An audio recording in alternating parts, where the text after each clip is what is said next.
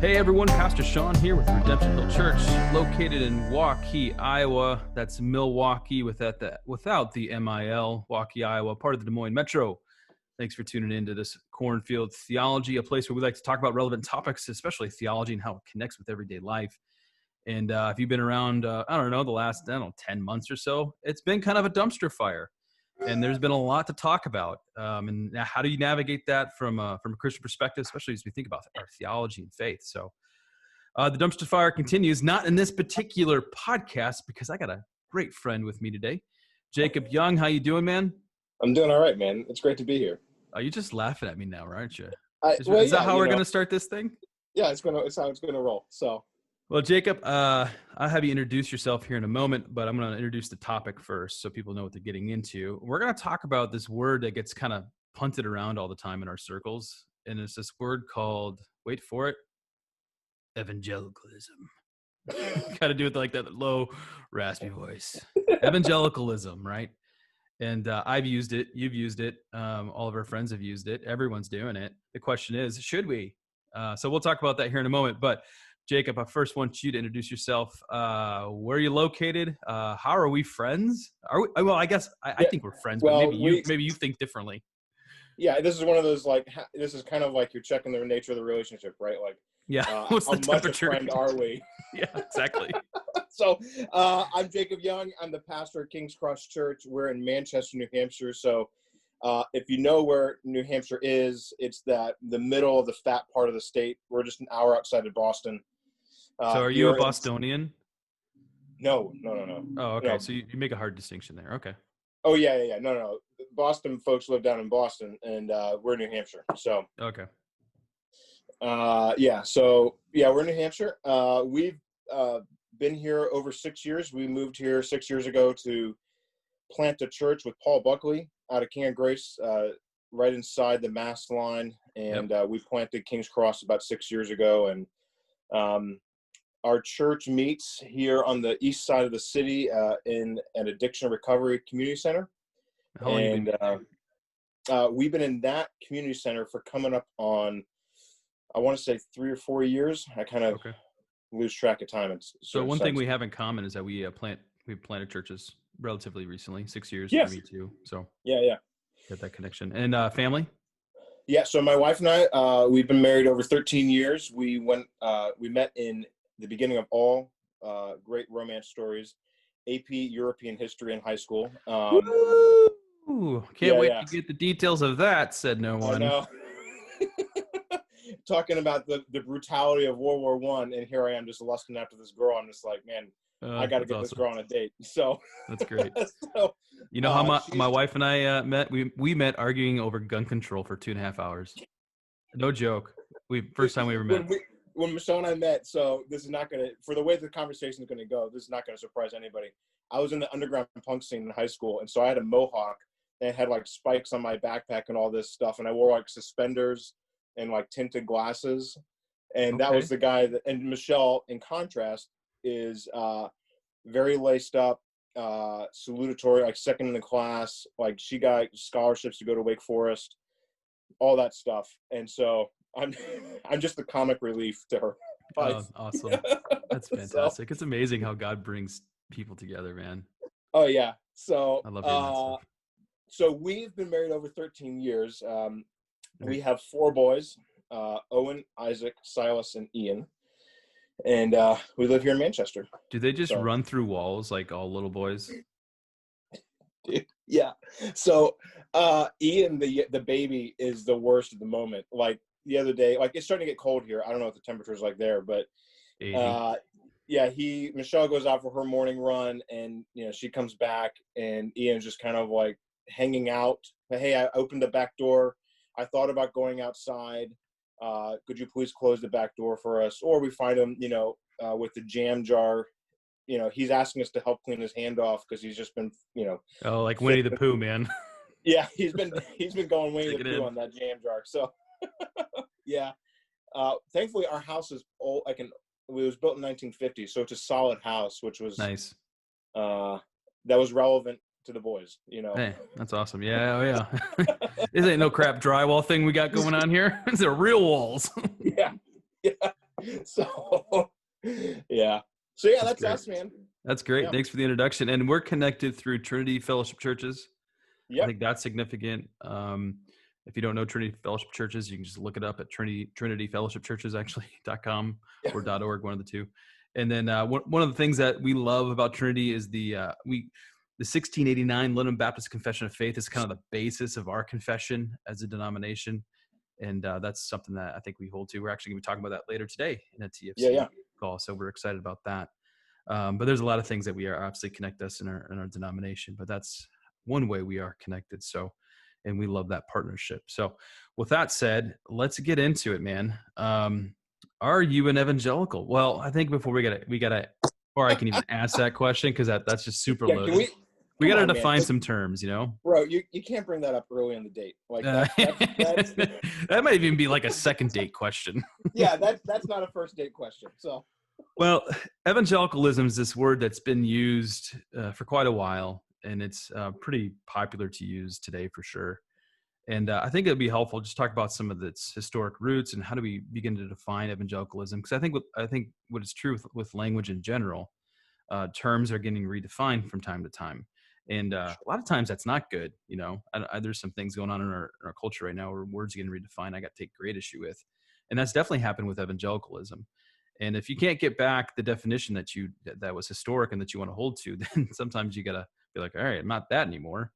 But yeah. let's go back to kind of its genesis. And you know what I've read a lot on this. This goes back to David Wells and a lot of his writings up in your neck of the woods. I think he was a professor at Gordon Conwell. Yeah. Gordon Conwell. He's written a lot on evangelicalism and some of the things that he's observed over years. Um, I was helped by a book that I read in seminary by David Bebbington. He had the David Bebbington Quadrilateral, Mm-hmm. and a lot of people go back to the David Bebbington Quadrilateral to kind of like define evangelicalism. And here's the Quadrilateral: it's four things. First, it's the evangelical's commitment to the Bible, so he calls it biblicism.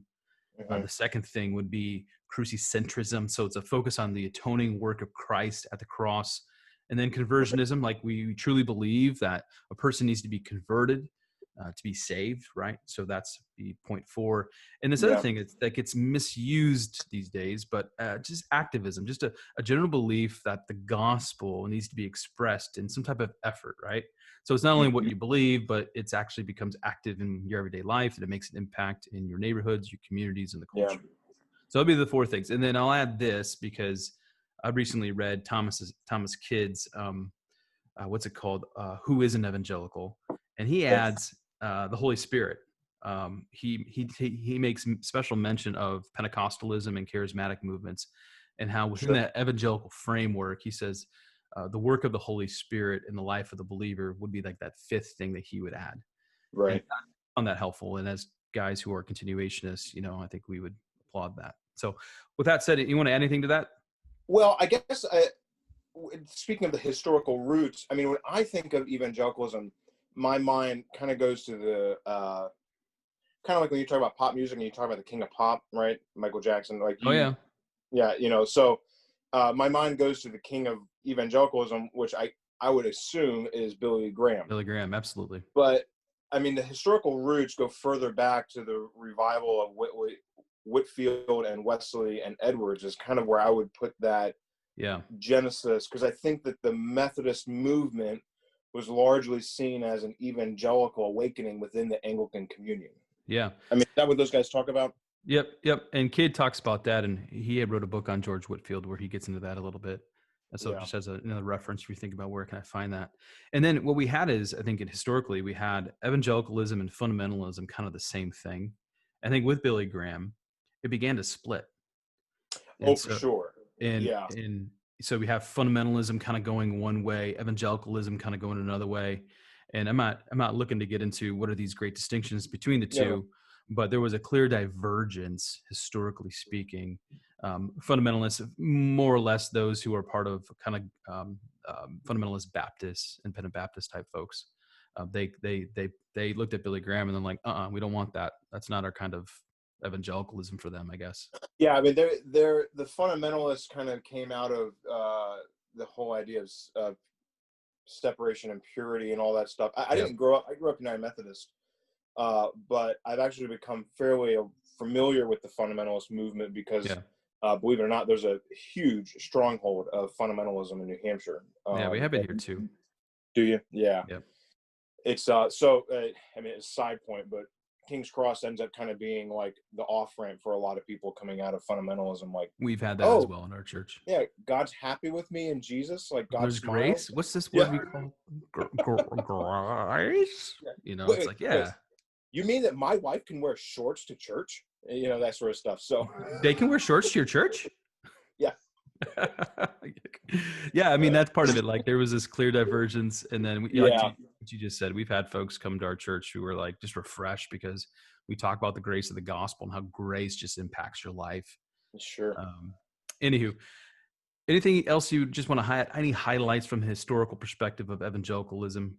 Yeah, I mean, I guess to me, like, to your point about words like changing over time, I think that there's something to be acknowledged there that when you're using, especially like label terms, like it's very hard to say, well, there's only ever one meaning, because that meaning of what evangelicalism means comes out of a group identity, which inherently means that there are other people viewing that group. So there's not only like this is our group, there's that group, and they view each other differently. So, you know, I mean, and we can get into this later, I guess, but, you know, so I look at those things and I look at that list of things, and the activism part. Let me ask you this question. Like, I would look at those four, and even add the fifth from Thomas Kidd. I would agree to all that. In terms of, like, I appreciate those distinctions being a part of an identity of the label evangelicalism. I can get behind that. Now, maybe that gets nuanced a little bit. Mm-hmm. You know, what do you mean by biblicism? You know, for me, it's the biblicism would be, if I want to use a particular document to kind of put my flag in, the 2000 Baptist Faith and Message. You know, I'm not a Southern Baptist, but they hold to that, and there's a large part I would agree with that as a part of what I mean by biblicism. Crucicentrism, to focus on the atoning work of Christ. Absolutely, 100%. I would highlight that as part of evangelicalism, etc. You know.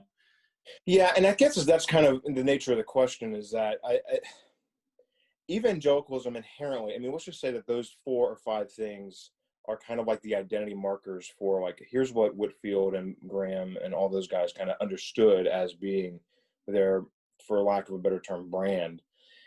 They're highly selective, because, like, yes, I agree with the crucicentrism aspect, but, you know, there is the life, death, resurrection, and ascension that are all critical components to the the incarnation, by the way, which evangelicals are woeful at highlighting. It's like we talk about it at Christmas, and then it disappears, and then we talk about the incarnation again next Christmas. Yeah, I mean, it's what makes evangelicals unable to talk to their Eastern Orthodox brothers and sisters, because, I mean, for the Eastern Orthodox, the incarnation is the central. They highlight John 1 over John 22 as the center point of Christian theology. I mean, I don't want to get too off track, but with Eastern Orthodox, they're reading the early church fathers.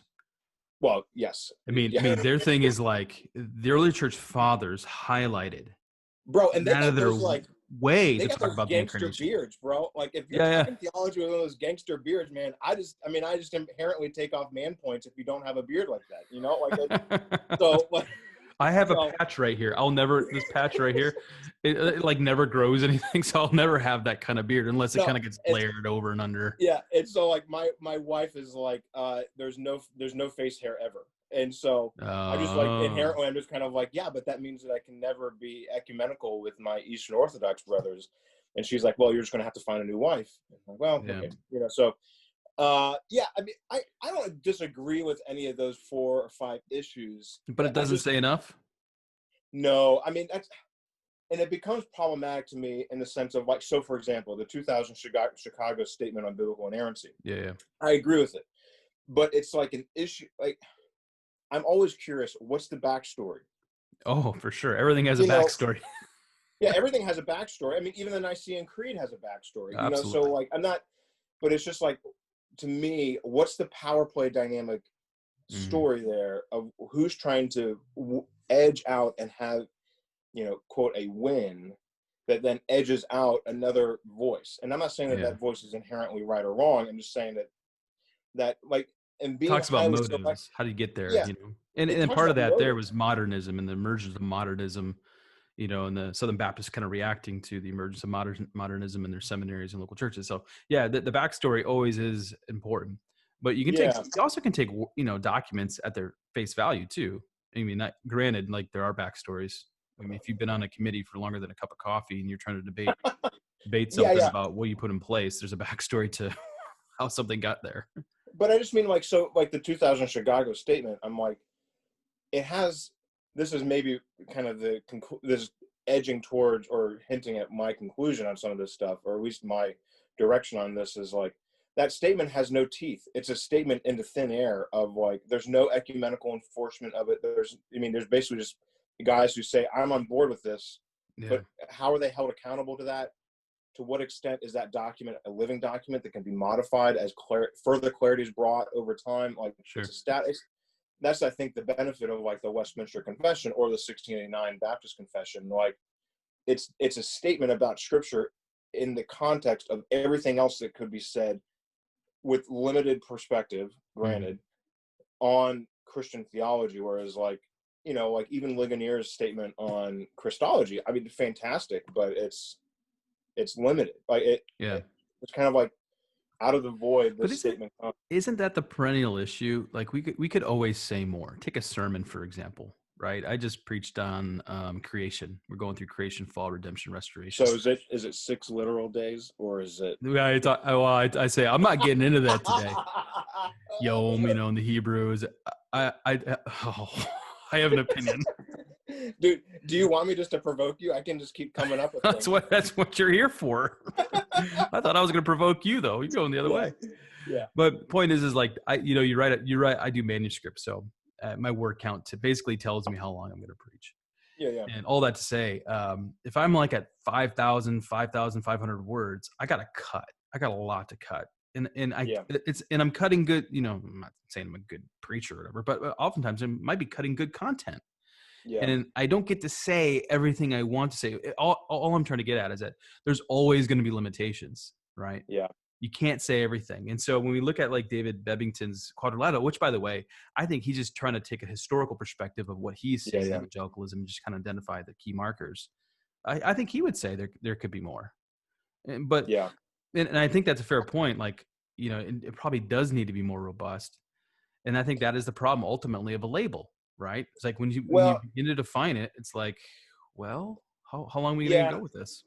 And I guess that what I mean is like, it's selective because it's basically whoever the person who has the most clout, whatever their issue is that they want to speak to, that's what gets spoken to. Like, it's not, so, you know, so yeah, sure, you could have a statement on the Chicago Statement of Biblical Inerrancy, or you could, without getting into too much, I mean, you could have maybe a statement on social justice that comes, and it's clearly whoever's got the microphone. Yeah, I know, whoever's got the microphone. And so there's the spirit of evangelicalism at times has a self-appointed self-righteousness about what they want to speak to. That does not mean that they're wrong. I mean, clearly we want to defend the inerrancy of Scripture, and clearly we want to make statements about, you know, this or that. Yeah. But it's selective about who's in the club and then who gets to speak to it, right? Yeah, you know, yeah. so you're talking about Big Eva now, aren't you? Bro, I just want to know. I just want everybody who's listening to this, you know, the 5 people who chose to tune in on this for me or whatever. Like in New Hampshire, bro, there is no evangelicalism. Like there. Yeah, they don't even know Big Eva is. They're like, Big what? Is it really tall? That's like, is that a new thing in Dunkin'? Like, is that a new drink? That's not the name for the pumpkin spice at Dunkin', is it? You know, awesome. So yeah. Yeah, evangelicalism's got a little more space here, not reformed. I mean, we have some Dutch Reformed thing going on in the northwest state of Iowa, northwest part of Iowa, but in Des Moines Metro, where I'm at, there's more evangelicalism than what you described there in New Hampshire. More of a Pentecostal Arminian vibe going on, you know. It's just a different thing. And then we got a lot of liturgical stuff. I grew up Catholic. You grew up United Methodist. I'm a good old Catholic boy, altar boy till, I don't know, I was in high school or something like that. Yeah. No, we were always kind of described ourselves like the Catholics' third cousins, you know. Oh, So really? Okay, we're yeah. third cousins. That's great. Yeah. So I think the way, in terms of thinking about historically, it's limited. Like the way Bibington has defined it, even if you want to add kids, I think everyone could look at it. Just trying to put a bow on this a little bit before we can move on. It's not bad, but it could be more. Is that a fair way to say it? It's like I'm not going to disagree with those points because I think they're biblical. If you take the 4 or the 5. But you know what? There could be more that we could say regarding what does it mean to be, focused on Christ or conversionism or whatever. Yeah, and I mean, I don't disagree with them. It's kind of like saying, like, yeah, I'm a Calvinist. Well, are you a 5-point Calvinist, or are you like a John Calvin's Institute's Westminster Confession Reformed Calvinist? Oh, I get that all the time. Like when I say that I'm Reformed, you're like, "Are you a Presbyterian? Then you're not Yeah, Reformed." And I'm like, yeah, "I'm Reformed in my soteriology, yeah. and I'm Baptist." Yeah. Well, I just Yeah, I mean that get like you. the 4 or 5 points are thin, and the disservice that does to believers in terms of their discipleship Yeah, is it doesn't give. It's highly selective on particular issues for whoever decided that those were the issues they wanted to speak to. yeah.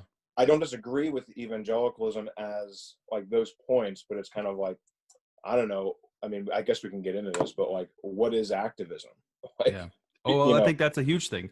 And I'm going to shoot the rabbit real quick, but we've kind of made mention of it. We were joking via text message, like this gets into the activism, right? Like I'm not yeah, I'm not woke, and I've been very upfront about that. And I'm actually doing a podcast later with one of our interns doing our part 2 of a 3-part series of why we're not woke. We're trying to be generous and gracious. yeah, But I mean that's the thing, because social justice, social gospel right now has a particular way to understand activism. I think that's my point. yeah, And the way I would articulate is I have a different perspective that I want to bring towards understanding what that activism actually looks like from what I would say a kind of a rooted biblical perspective.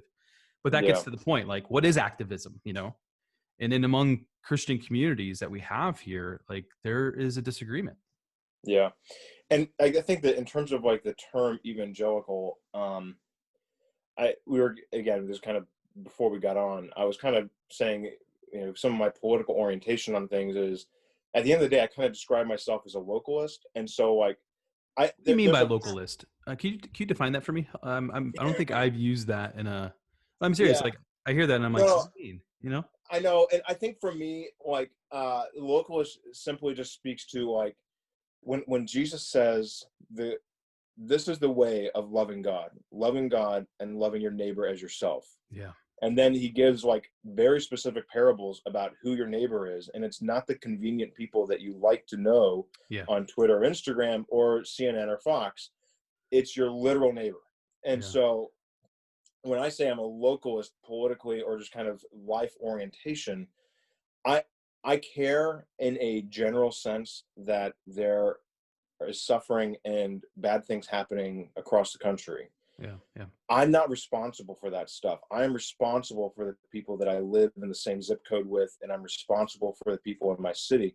So, to the extent that any term means anything useful for me, it must have some relevance in some way to what I'm doing locally. And Yeah. so evangelical. So, for example, like speaking of being an evangelical, I'm hanging out with my friends. Like this happened like a couple of years ago, and I think I saw some tweet by Justin Taylor about how today's like the youngest generation has no clue who Billy Graham is. Yeah. I saw that. Yeah. Yeah, and so I was just relaying that to my friends. I was like, we're hanging out, and I was just like, I mean, I can understand this. And this friend of mine who reveres Billy Graham was like, no way, man. Everybody knows who Billy Graham is. And this Yeah. guy from right behind us turns around, pulls out his iPhone. He's like, I gotta look it up. now he used a little more colorful language than this, but he was like, is this Billy Graham? I love the mug on that guy. Who's Billy Graham? You know, like this kid was like 24 or something like that. And he had Yeah. no clue, Billy Graham, who's like basically pastored or like sat in the room with 9 presidents or whatever. Like, Yeah. I mean, Amazing. clearly one of the A most Republican and Democrat, by the way. yeah, one of the most influential Americans on just in history, right? You could Yeah. chalk him up to being at least top 500, if not top 100 most like politically relevant characters or people, and this guy had no And clue who he respected, by was. the way. I would say respected too, Yeah, by yeah, all and accounts. so that just to me indicates for me that localism thing of like, if the people that I am serving and trying to pastor and show the love of Christ to Hmm. have no clue who the king of evangelicalism is, then I just have no vested interest in defending evangelicalism as a relevant term Yeah. for my life. You know, So, so so let me ask you a question. In light of that, your localism, which, by the way, I think was very helpful for me to hear that, because I would yeah, agree. Like, planning, especially church planning, it's very local. Like, yeah, yeah, um, and there's more I want to say on that, but I want to get to this question, yeah, which is, if you are not using the word evangelical, if I would have come to your church, you didn't know me, and be like, "Hey, what kind of church are you?" yeah. What's your response? I mean, so again, you have to remember we're in the Northeast, and so or New England more So specifically. So, context does drive your answer to some degree. oh yeah. Okay. So I mean, I can pick up on somebody's accent if they're like from Texas. So like, hey, if they're from Texas and they're obviously either just moved here or something like that, and they're like, hey, tell me about your church. I'm like, oh, we're Acts 29. You know, Yeah. we're kind of like Matt Chandler. Like I know who they reference, but like Okay. Yeah. in this area, people, if they're from Manchester, I'm probably just going to be like, yeah, we're a Christian church. We're Protestants. We love our Catholic brothers. So Disagree with them. Protestants is a word that resonates there. Oh yeah, Protestant. I mean, yeah. I Okay. mean, I remember talking to somebody and they were trying to understand. It was a former church I was at, and they were trying to understand who I was or like what kind of church I went to, and I kind of like bumbled around answering. And she was like, "Oh, so you're a Protestant?" So I just like, yeah, Yeah. we're Protestants. And if they have any sort of church background, I'd be like, "Are you familiar? Like, you from a church background?" "Oh yeah, I grew up, United Church of Christ or something like that." And I'll be like, "Okay, yeah, so." Like we do the whole baptism thing here, and then we love our neighbors here. Kind of got a little bit of that Presbyterian flavor. And Yep. if they're familiar with those terms, I'll be like, we're like Presbyterians and charismatics at a love child. Like that's who we are. It's interesting, like how, depending on your context and who you're talking to, it can be really helpful to use denominational labels or not. Yeah. You kind of get in that, how do you define, if someone would ask you, what kind of church are you? How do you begin to kind of walk down that road with someone? Like, Right. you're a Southern Well, I mean, Baptist and you're talking to yeah. another Southern Baptist, you're like, I'm Southern Baptist. And they're like, all right, let's have a Southern Yeah. Baptist, party or whatever. Well, it's like even like the Southern Baptist in New England, I think they call themselves the Good The News. non-Southern Baptist, because they're not in the South. Yeah. Well, yeah. They use like some term like, is it like New England, or New England Baptist Convention or something like Oh, that to okay. Yeah. describe themselves. So, but for us, I mean, it's helpful for people because we have a lot of people who come to us who left the Catholic Church back in the 2000s with all the sexual abuse scandal stuff. Right. Right. And this is the first church they've darkened the doors for 20 years. And so we have to orient so that they understand they're in a place that cares about Jesus and a place that cares about them, Mm-hmm. and that we hopefully are not doing anything to sort of like trigger any sort of negative experiences they may have had, Yep. Yep. So that's why I don't wear a collar. So Do you want to? No. I do want to wear a collar, You bro. like the clerical? Can You you like imagine? the vestments? Yeah. Yeah, no, like, could you imagine like just like flexing, like just flexing a little bit? We do liturgy at our church, but I don't know, man. I can't go there. Get the robe off. I think it's such a clean look, man. Like I love it. One time I was on vacation for a Sunday, and I went to a Presbyterian church, and I'm friends with the pastor there. Just gave him a heads up. Hey, I'm going to be there. Love to say hi afterwards. And he's like, hey, I'm sick. Just bring a sermon just in case. He had begun to preach through Acts, and I had already started. So he's like, bring your sermon on Acts, whatever. Yeah. And so I bring it, and I'm like wearing like this, right? This and like Hey, jeans, yeah. whatever. And they all wear like the suits. Yeah, yeah. I've been to a PCA General Assembly stuff, and they're all decked out. And he's like, I'm gonna have to put a robe on you. And then before that, my wife is like, you have to dress better than that to go. Yeah, I know. Yeah. Anyways, all right. So all that to say, like, you're not comfortable using evangelicalism to describe your local church. I would say I agree, and I think there's while I'm okay with, these 4 or 5 points, I'd want to fill it out as well. And I get why they're there in terms of David Bevington and Thomas Kidd afterwards. But I'm actually uncomfortable for other reasons. Yeah. And there's Yeah. there's two spectrums. I'm gonna kind of lay it out for everyone who's listening, and then I'll let you speak to it, and then we can kind of dialogue around them. There's two spectrums where I think evangelical, the label is getting used, and I'm uncomfortable.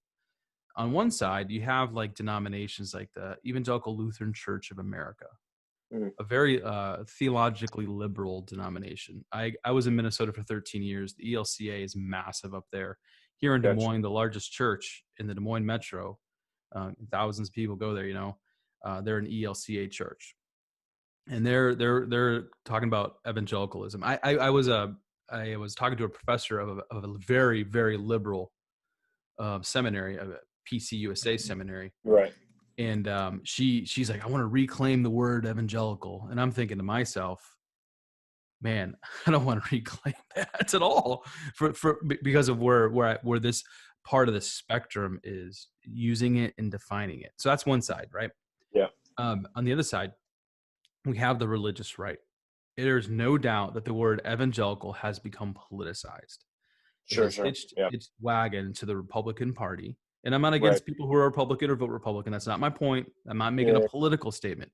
My I statement felt is, affronted. I felt affronted by what you just said. I'm so yeah, right. sorry. You're qualified. I'm just going to start poking at your qualifications if you're going to keep doing it. No, that's all right. It's welcome to my world. I get qualify everything. But Yeah. there's a segment of culture that has, and I think media has done this to some degree when they do all their Yeah. polling data of evangelicals who voted Sure. for Sure. most recently Trump, which was like upwards toward 80%. Yeah. They've hitched their wagon onto the Republican Party, and I'm uncomfortable with that. I'm going to tell you why, and then I'm going to let you talk. Um, I'm uncomfortable with the church parking its truck in any political camp. Period. And I don't Yeah. care how closely those values of a party line up Right. with the church. I think you're always going to be let down in the long term. Now, if you're a Christian, you want to vote Republican, great, go for it. I mean, I'm not going to, it's not my point. It's like, Uh, I just think we got to separate the two. So those are some of my thoughts. Go ahead. yeah. I think, well, we don't have what you're talking about, the ELCA stuff here. So I just that's not where my mind goes. So in terms of the term evangelical, I mean, we Right. do hear, I mean, I would say almost universally evangelical in terms of, so in Manchester, the Union Leader, and then more kind of regionally, the Boston Globe, they use the term evangelical related to a voting bloc. So Right. in terms Yep. of the Yep. political dynamics. So again, I'm not, for those reasons, I'm not comfortable with it. But so I recently read a book called To Change the World by James Davidson Hunter. And he talks about how kind of the last 100 years of evangelicalism has engaged with this whole kind of culture war to change the world. How do we Yeah. change the world? And that's all that's kind of going on in the background of everything, of like why Republican Christians are hitching, or evangelicals are kind of being seen as hitching the wagon to Trump and the Republican Party. But it goes both ways. Obviously there's a long history of evangelicals being more pro-life, Republican, that segment of things.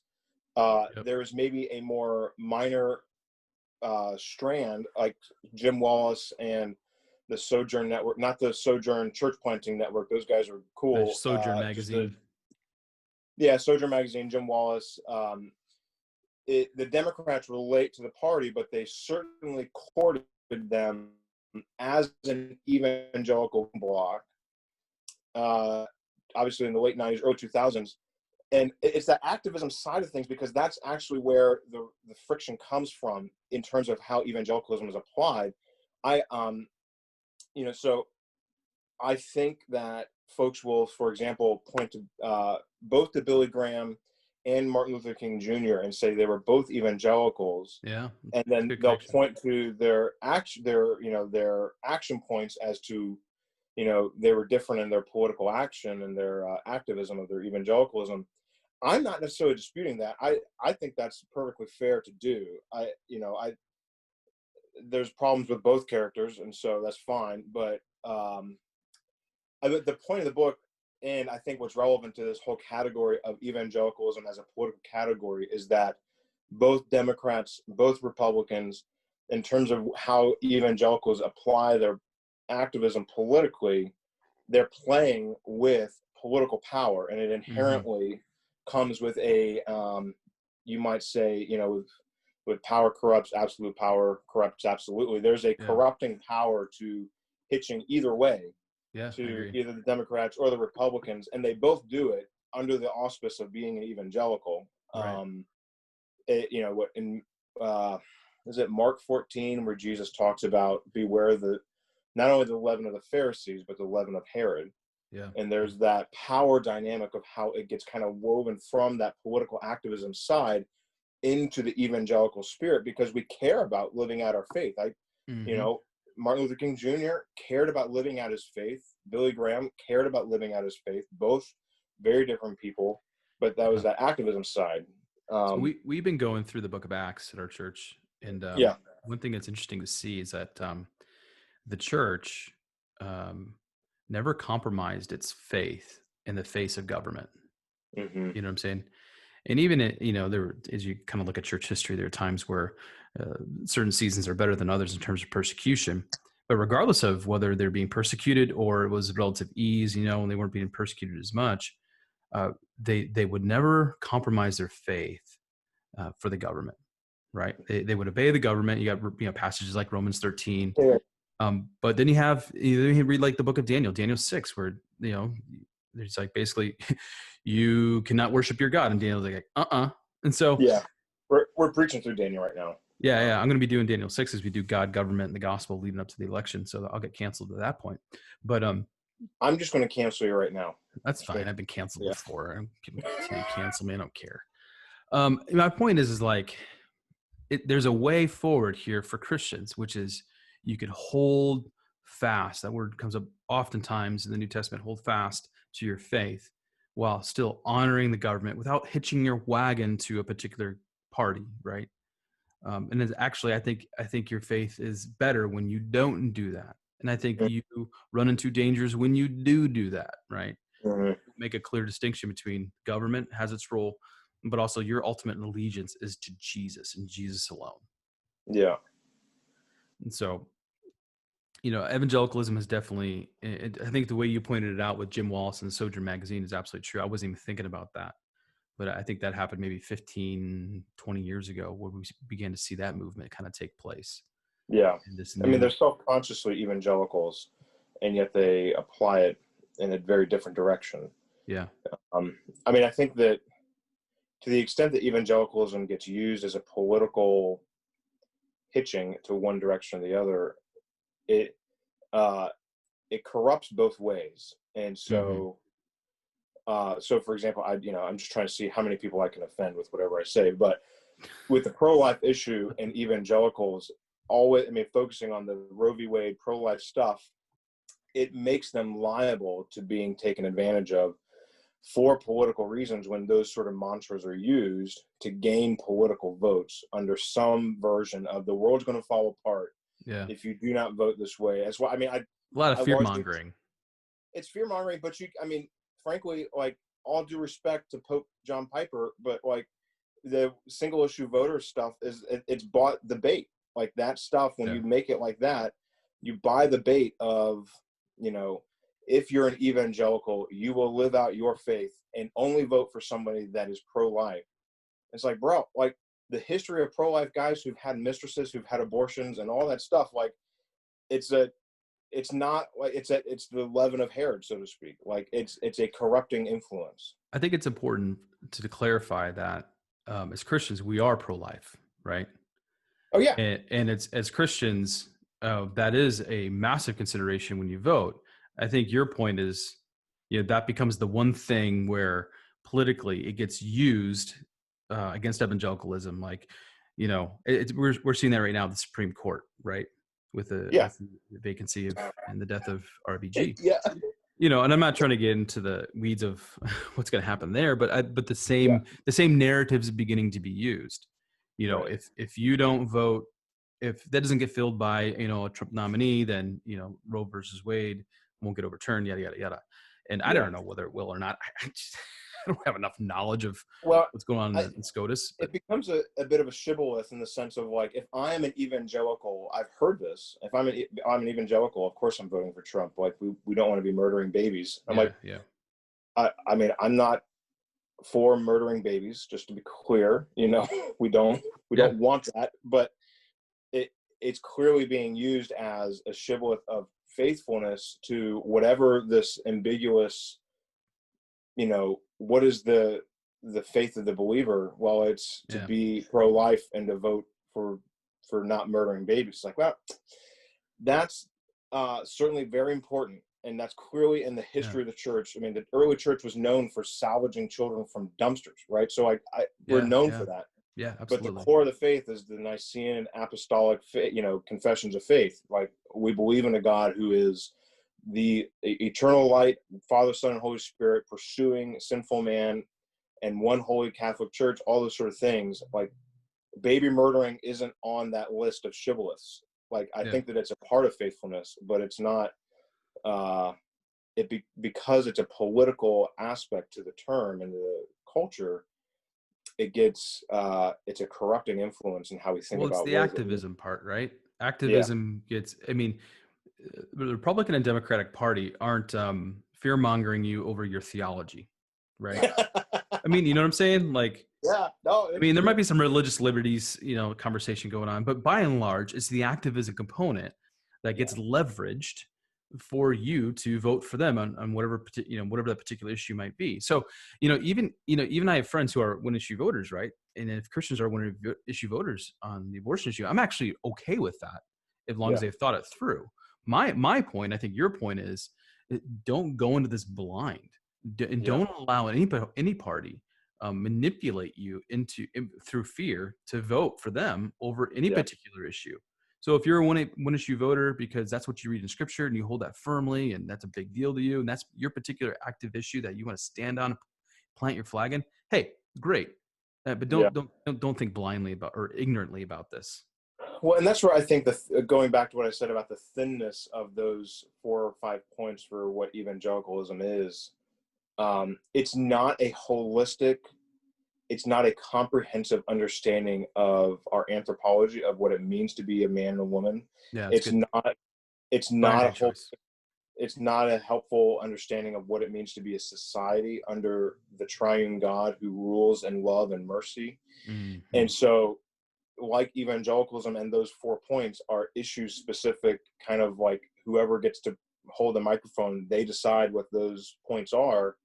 Similarly, for what evangelicalism gets used to apply it to, right or left, is similarly like whoever's got the microphone. Like, Yeah. it's issue specific rather than, you might say, confessionally holistic. Yeah. It's Yeah. Yeah. That's good. so, I mean, to me, that's why I'm just kind of like, I just don't buy the term, because I mean, I'm confessional to the bone, man. Like, I'm 1689 Nicene Creed, Apostles' Creed. I mean, we recite the Apostles' Creed every week because, like, that is the core of the faith.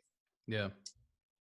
I find it alarmingly clear that the New Testament, for a time and people who were known as Christians and were under the boot of the Roman Empire, how many times does Paul talk about anything to do with politics? Yeah. Certainly the terms Jesus is king is a politically threatening statement. But I mean, in terms of like the issues of the day, or even like, Yeah. The you know, active issue, the activism that you're talking about, yeah, you know, um, when we talk about being pro-life or whatever, I mean, we actually don't go to the Pauline epistles. We're oftentimes going to the Old Testament, Psalm yeah, 139 in particular, or whatever. So I think that's a fair point in terms of just our general reading of the scriptures, in particular in the in the first century where there was massive persecution going on and the killing of yeah, Christians going on everywhere. yeah, And they weren't bowing the knee to any particular party. And I think to some degree, and this is where I'm uncomfortable with the word evangelicalism, is that people have bent the knee to Caesar yeah, or to their political party on the right and the left. yeah, And when people ask me, I know, what kind of church do you have or part of? If I say the word evangelical, that's a loaded statement that I know that it Yeah, is. I don't know what that person thinks about the word evangelical.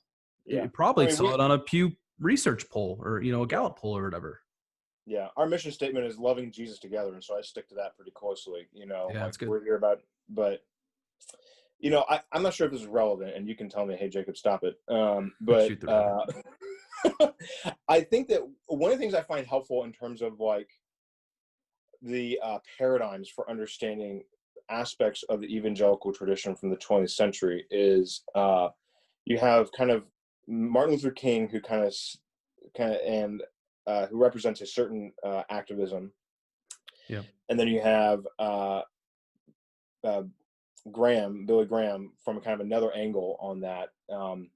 In terms of And I think, activism, yeah, activism and just kind of the demeanor of how he carried himself. because And there's I some think that theological differences between the two. I would say probably some massive theological differences between Billy Graham and Martin yes, Luther King Jr. for sure. Yes, that's an understatement for sure. But I think in terms of like conceptual identity, I think that if you look back and kind of associate Billy Graham's kind of model of ministry was the Apostle Paul, going around from place to place, starting preaching revivals, kind of dropping in and jumping out quickly in Very Paul's case. But apostolic. yeah, whereas like Martin Luther King understood kind of the narrative of their movement more along the lines of Exodus and Moses. Yes, The orientation absolutely. is startlingly different, because in Moses, the activism that you would kind of see would be community oriented, which is why I think the Hmm. Black community has always been very community oriented, whereas the Correct. evangelical tradition from Billy Graham is selective in what it's pursuing, More right? individualized. More individualized, it's highly special. So that's why I'm not against the Chicago statement of biblical inerrancy, but it's kind of like, well, let's just drop that statement out of nowhere, and I'm not sure what the community context is behind how that's relevant to me. I Yeah. understand when I hear Martin Luther King, I have a dream speech or something like that. There's a community element to that that grabs me into a better framework for understanding what we're trying to accomplish, rather than just kind Yeah. of like a single issue drop from on high. Yeah, you raise an interesting issue, which we can't, it'll get us too far off track, but it's an issue of almost like hermeneutics and interpretation. And Yeah. you talk about Pauline interpretation and the focus there, or the Exodus account and Moses, right, which is Yeah. very relevant to the whole conversation. But it also that the hermeneutics or biblical, these principles of interpretation come from a context in which the people are working out of, right? Yeah. And that's significant in terms of how we understand Scripture, how we understand God, how we understand. Yeah. And that does not by any means say that the Bible is not inerrant. Yeah. I think it actually, you should turn it around and be like, despite your context, you can read God's word Yeah. and learn about God and who you are, despite your Yeah. context. I don't think in general, like when people wake up, when any believer wakes up in the morning, they think, you know what, I really want to become a heretic today. Like there's, That every morning, man. I'm looking for ways to be a heretic. Like, come on, well, Sean, we have convened this meeting here grab to, your pitchfork and get them. I just think that it, when believers wake up in the morning and they open their Bibles and they look at their city or their context of their neighborhood or their town or wherever they are, their cornfield in front of them, they're Was trying to that a think, jab at me? Hold on here. The corn. I mean, granted, I do have a cornfield in front of me. all right, My do you want me point. to talk about my apple orchards in front of my New England house?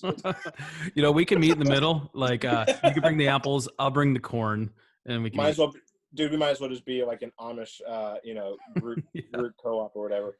I Right, just sorry. mean like when they wake up in the morning and they open their Bibles and look at their context, they are trying to figure out. I think this is true for all believers, how to be faithful, and the issues Yeah. around them drive them down specific roads for faithfulness. So, the context of addressing scripture and inerrancy, or but you have like a national church, and so conversionism is highly important for an evangelical movement, because if you're born in England, you're immediately associated with the Anglican Church. You have to Correct. actually go through a whole parliamentary system, get off the thing, Yeah. and so that's why those issues rise to the fore of being prominent, but then they become determinative in some sort of tradition way that's outside the context where they were born out of. Yeah. I think, so MLK or anybody that I might have other disagreements with, like, I'm not an egalitarian, but like, I'm not like a Doug Wilson complementarian either. I mean, that guy's crazy, so like everything's on a spectrum, right? Yeah. Like, I mean, on the complementarian spectrum, I probably make some people uncomfortable with how on the edge I am, but like I'm still confessional. But Don't with file that said, charges. but that's what Don't keeps file you. charges against me, Sean. Sean, don't be mean. Well, everyone's going to listen to this. But what keeps us united are the guardrails of our confession of faith. Yeah, exactly. Right. And I think that's where confessions of faith, even if you're part of the denomination, you have the statement of faith, which is a little different, obviously, than confession of faith. Those are guardrails. Yeah. And so oftentimes what we have within these two guardrails are diversity of opinion, where we can have substantive dialogue over a word like evangelicalism, for example. Yeah. What does that mean? What does it mean? Yeah.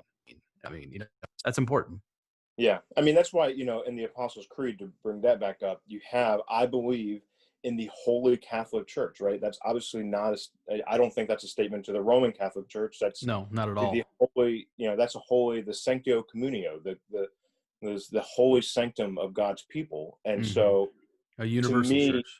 Yeah, that is the better term to swing towards in identifying it. Because evangelical does nothing for me. Like if it's only an insider word that distinguishes me, like understanding my team stripes against somebody else in the even in the Christian context, it's useless to me, because I just don't have time for those sort of like intramural battles. Like I've got people who are dying and need Jesus, people who are suffering and need Jesus around me, like in my zip code. I just don't care what somebody in Alabama thinks about me, or where are you at? Iowa. I don't care. I haven't been suspended until now, dude. If you do not live in the realm of King Belichick, then I just don't care. Like that. King Belichick. The haughtiness of the Patriots finally comes through. I was wondering how long it would take. I feel like I've exercised a great deal of restraint. Patriot fans are so arrogant. You know that? Right? I just love how right they are. I just love how they carry themselves with such honest integrity about how they play the game. Oh yeah. Sure. Yeah, I gotcha. Wink, wink. Yeah. So this is classic deception. I got some scripture for you. Self-deception. So even though the Patriots stink, we'll continue to move on. Who's your pro team? I'm a Vikings. My mom grew up in southern Minnesota. My dad was like from eastern or western. How many titles do the Vikings have?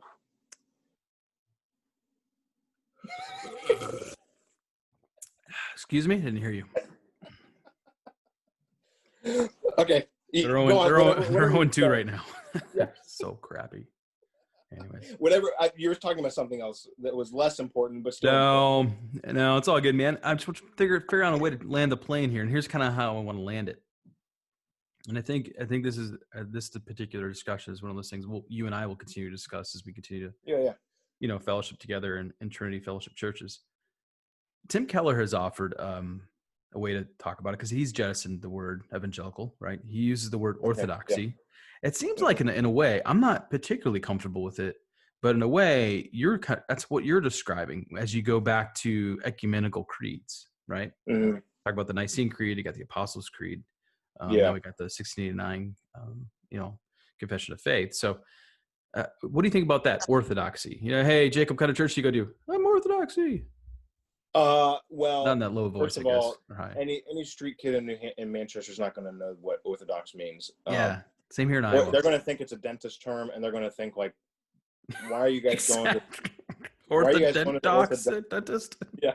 So again, that's like, is it useful or not? Like, well, Tim Keller's in an somewhat educated city. Sorry, them Yankees fans, bro. Well, So I'm just saying, and so in our context, I mean, we have St. George Cathedral, which is like this huge, like massive spaceship from Mars Orthodox church that's Yeah. planted here in Manchester amidst all of our narrow windows and straight lines. And so it has a connotation for being Eastern Orthodox in my context, which is Oh, maybe sure. less Yeah. helpful because in my context, the Orthodox Church is largely, in my context, in my experience, committed to preserving Greek and Russian culture. I don't see a lot of evangelism, community outreach, and they may be doing it, and I'm just totally ignorant. And so this is again my own ignorance on display. So it may not be helpful for me in that context to use that term, in our context, to use that term. So I think that that's in terms of like being on the inside, like, Yeah. are we talking to other Christians? Sure, I can use that.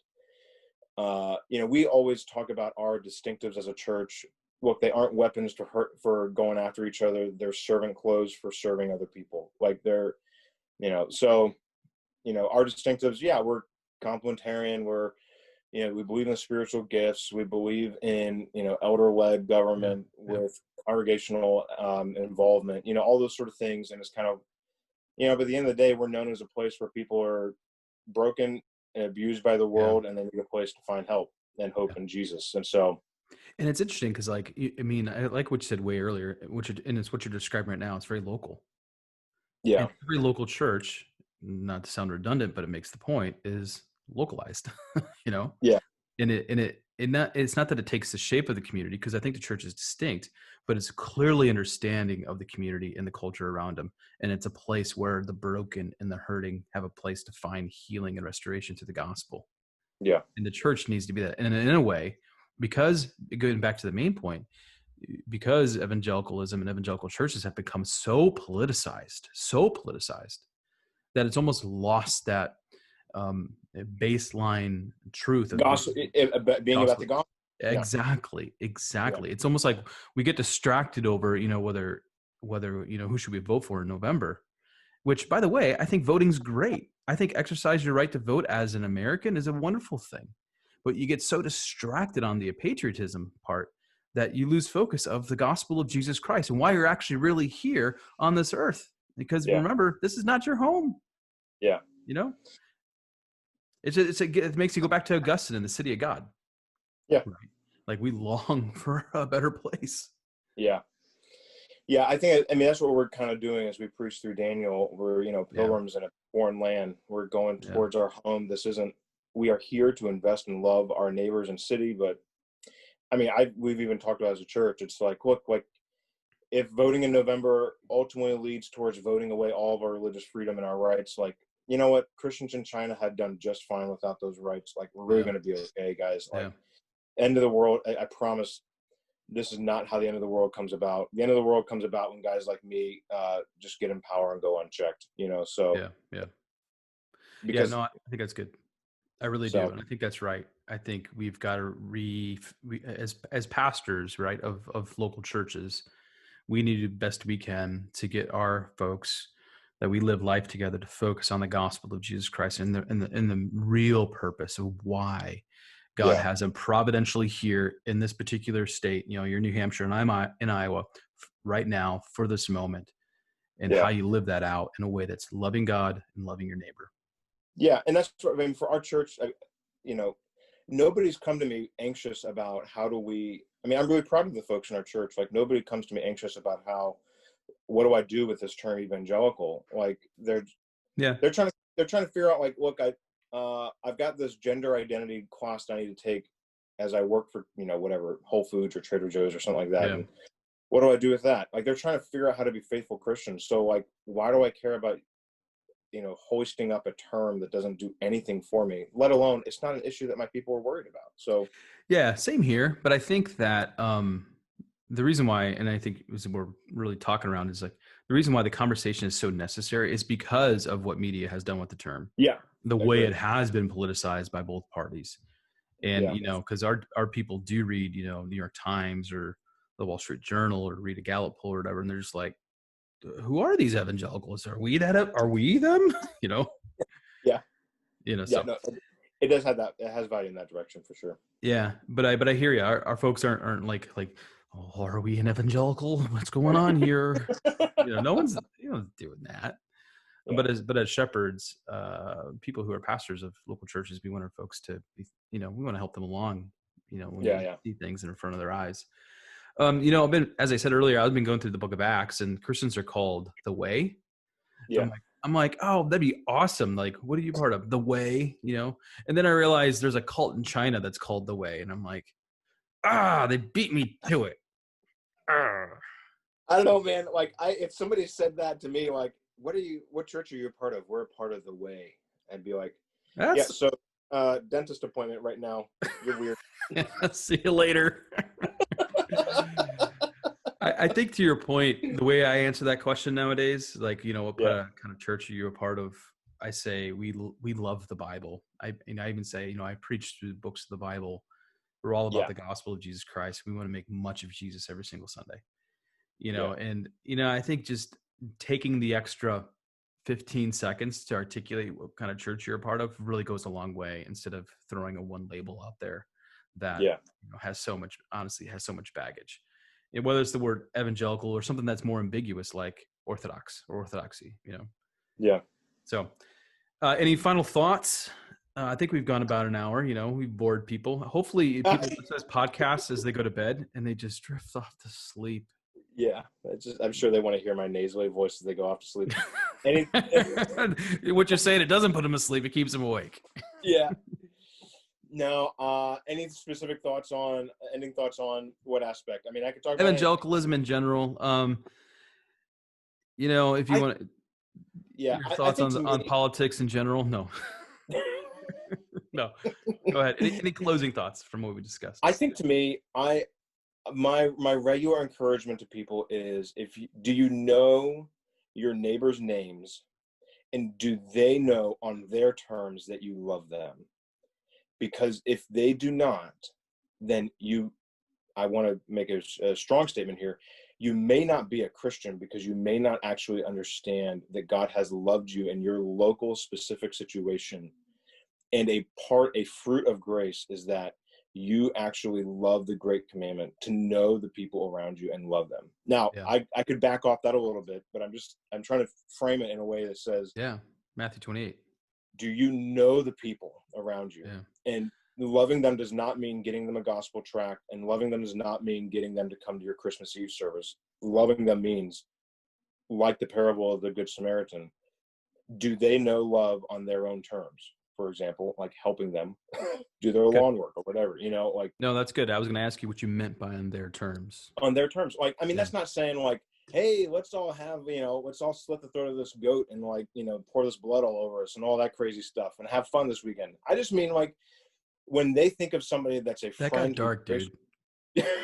Bro. I'm just saying, man, I go for the extreme example. That's good. I just think that, like,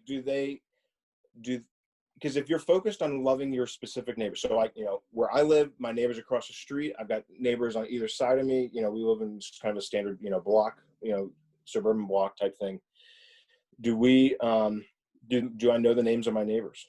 Yeah. However, do they know that I like them? And do they know that I love them and I want to know them? Yeah. And so that means getting to know their interests, having them over for dinner, getting to know what's going on in their lives, regardless of how accurately they're living according to the Bible or not. Who cares? Mm-hmm. I think that kind of, to the extent that I'm more focused on that doesn't mean that I'm not focused on political stuff. My neighbors care about all, COVID restrictions and going back to public schools and all that stuff, and all that stuff.